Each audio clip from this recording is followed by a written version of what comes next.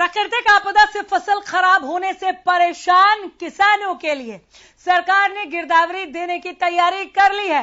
मंडलायुक्तों ने सीएम मनोहर लाल के पास करीब 3.5 लाख एकड़ जमीन की रिपोर्ट बनाकर भेज दी। बस अब इंतजार है तो खातों में पैसे आने का।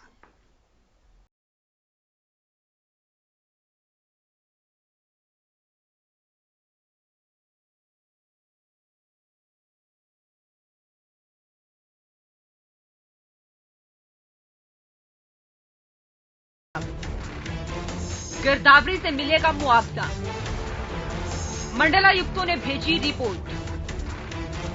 किसानों को बैंक खाते में मिलेगा पैसा।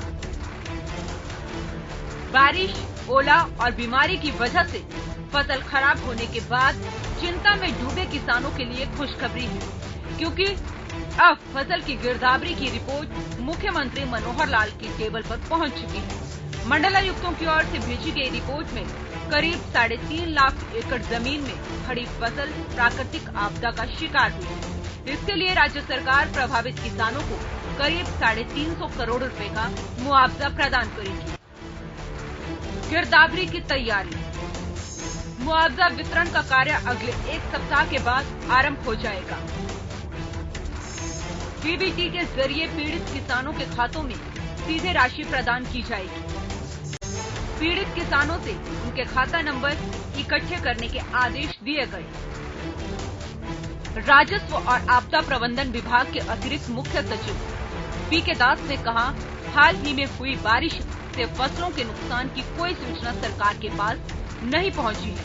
यदि किसी जिले में ऐसी रिपोर्ट आती है तो उसे कृषि विभाग के जरिए एग्जामिन कराकर पीड़ित किसानों को मुआवजा प्रदान किया जाएगा। आपको बता दें कि फिलहाल राज्य सरकार ने किसी नए गिरदावरी के आदेश जारी नहीं किए हैं। मुख्यमंत्री के पास फाइल पहुंचने के बाद किसानों को उनके नुकसान की भरपाई करने की तैयारी लगभग पूरी हो चुकी है, जिसके लिए प्रशासन पूरी तरह से किसानों को राहत पहुंचाने में जुट गया है। अब बस इंतजार है तो किसानों के खातों में पैसा पहुंचने का। Bureau report, Haryana news.